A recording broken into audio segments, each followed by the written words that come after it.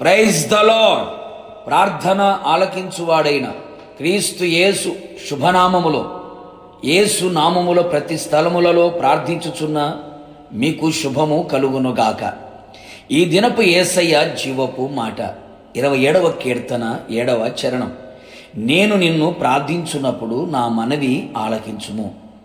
యేసయ్య సన్నిధిలో మోకరించి పవిత్రమైన పెదవులతో, పవిత్రమైన హృదయముతో, పవిత్రమైన చేతులెత్తి ప్రార్థించుచున్న నా దేవుని ప్రియ దైవ జనాంగమా, మనము అనుదినము సేవించుచున్న యేసునాథుడు మన ప్రార్థన ఆలకించువాడై ఉన్నాడు. మన మనవులన్నీ దయచేయు దేవుడై ఉన్నాడు.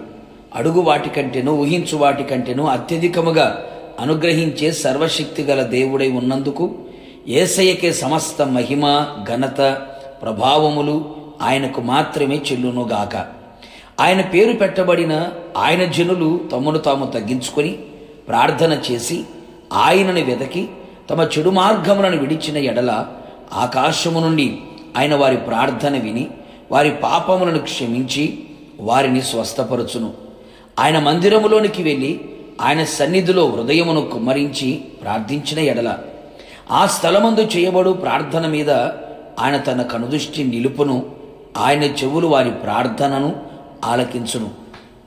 కావున నా దేవుని ప్రియులారా, శరీరములో అనారోగ్యమా, మనస్సులో నెమ్మది లేదా, హృదయములో కలవరమా, భయమా, ఆందోళన, కుటుంబములో అసమాధానమా, చేయుచున్న పనులలో దీవెన లేదా, ఏ పని చేసినా ఓటమి, అపజయం ఆవరించుచున్నదా, సమస్యల సుడిగుండములు చిక్కుకొని సమస్యల సంఖ్యలతో బంధించబడ్డావా, కష్టాల కొలిమిలో కాల్చబడుచున్నావా, కుటుంబ సమస్యలతో సతమతమవుచున్నావా, ఎవరికి చెప్పుకోలేక దిక్కు తోచని పరిస్థితులలో గమ్యమేమి కానరాక కన్నీళ్లతో కాపురము చేయుచు దేహము క్షీణించిపోయి నిట్టూర్పులతో ఏండ్లు గడిచిపోవుచున్నావా, మరణమే శరణం అనుకొని పయనము కొనసాగించుచున్నావా?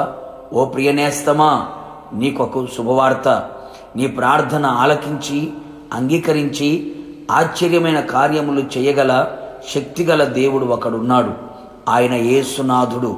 కన్నులుండి చూడగల దేవుడు, చెవులుండి వినగల దేవుడు, నోరుండి మాట్లాడే దేవుడు, కాళ్ళు ఉండి నడిచి నీ దగ్గరికి రాగల దేవుడు.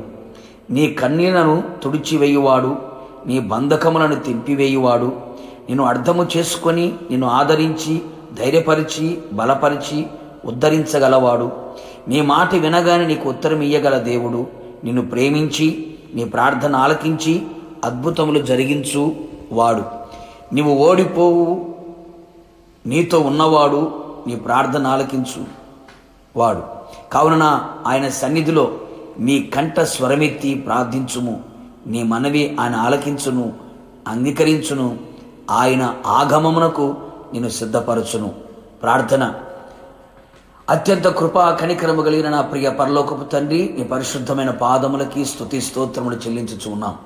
మరొకమారు మా ప్రార్థన ఆలకించే దేవుడుగా, మా మనవులన్నీ మాకు దయచేసే దేవుడిగా మీరు ప్రత్యక్షమై ఉన్నందుకై మిమ్మల్ని స్తుతిస్తూ ఉన్నాం.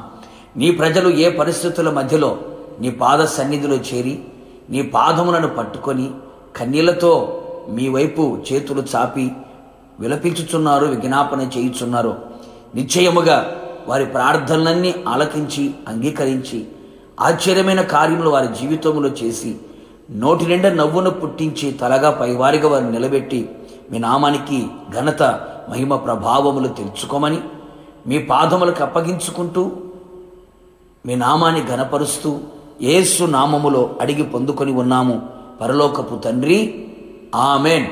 నిశ్చయముగా మీరును మీ కుటుంబ సభ్యులందరూ చేయుచున్న ప్రతి ప్రార్థన ఆయన ఆలకించి అంగీకరించి అద్భుతమైన కార్యములు జరిగించునుగాక. God bless you.